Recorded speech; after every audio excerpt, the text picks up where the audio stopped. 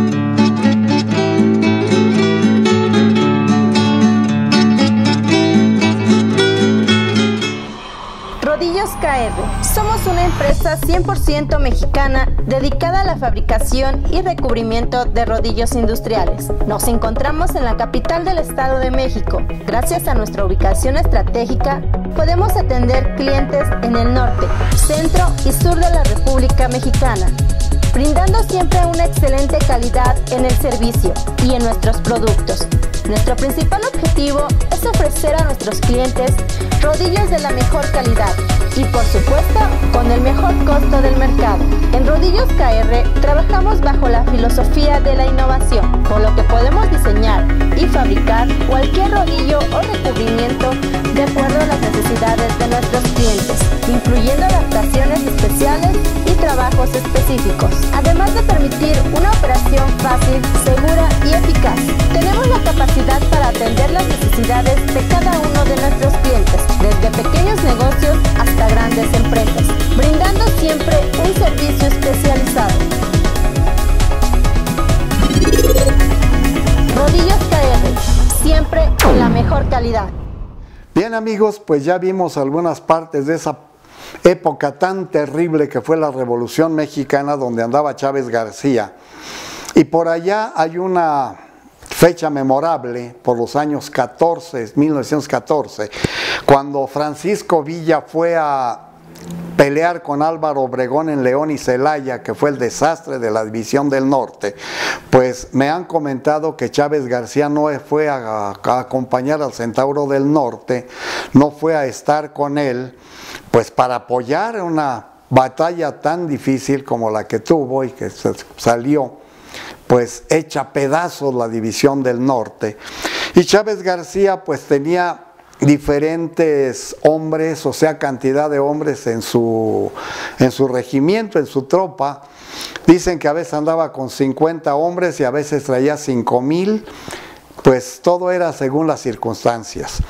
Detrás de él, persiguiéndolo, andaba el coronel Lázaro Cárdenas, el que fue después presidente de la República, en ese tiempo coronel, acompañado de dos capitanes primeros, Enrique Estrada y Enrique Ponce de León. Enrique Ponce de León, papá del locutor tan conocido en televisión, radio, era uno de los capitanes que andaba con Lázaro Cárdenas persiguiendo a José Inés Chávez García.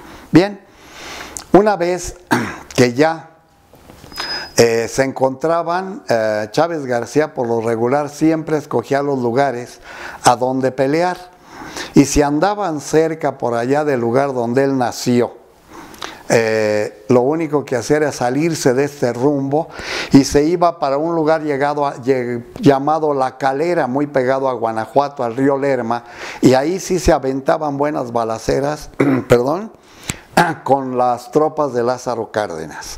Entonces, de ahí emprendía la huida y se iba a un pueblo llamado Penjamillo, que era una de sus guaridas.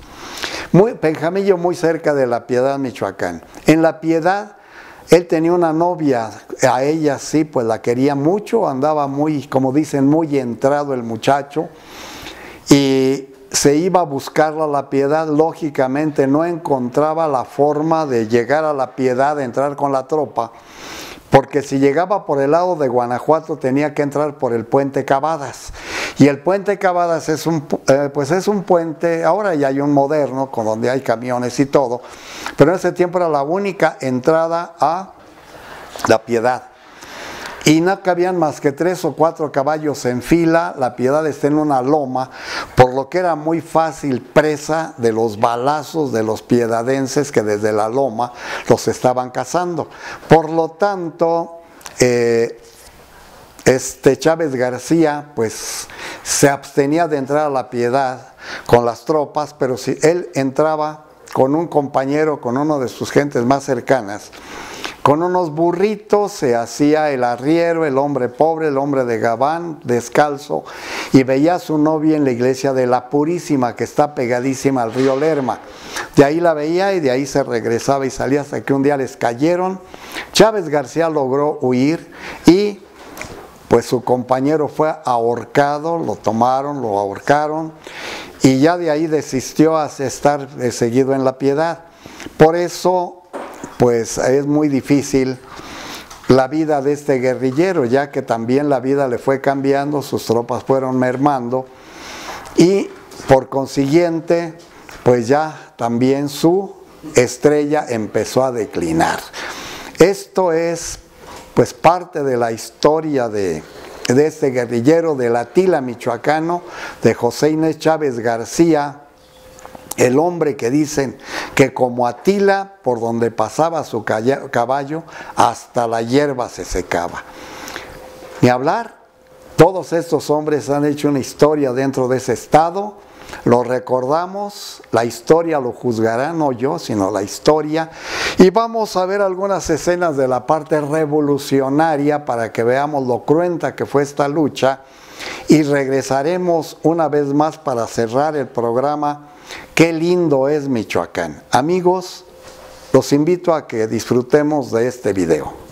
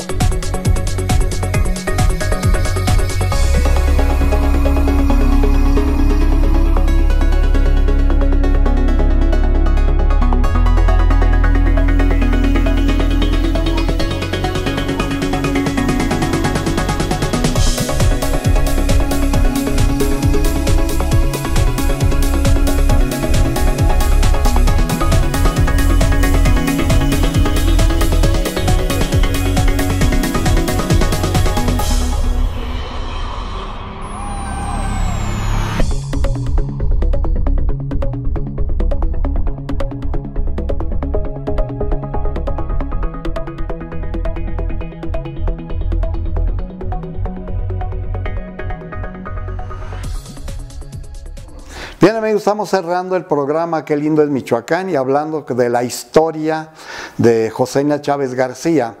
Entonces comentaba que él también entraba a muchos pueblos, su estrella declinaba, pero él seguía en las tropelías porque pues de eso vivía. Y una vez llega a la ciudad de Puruándiro, que es el cabecera de municipio de donde él había nacido, del rancho natal de Chávez García, pero pone ahí un escrito para todos sus capitanes que no deberían de tocar a personas muy estimadas y muy queridas por él. A la primera persona que pone como número uno, esta casa no te toca ni a este señor, ni a esta persona, ni a su familia, es a don Joaquín Torres. Don Joaquín Torres es abuelo del locutor Enrique Ponce de León. En Enrique Estrada era yerno de don Joaquín Torres. Punto número 2 también dice, no se toca a don Luis Hinojosa. Don Luis Hinojosa fue el abuelo del presidente Felipe Calderón.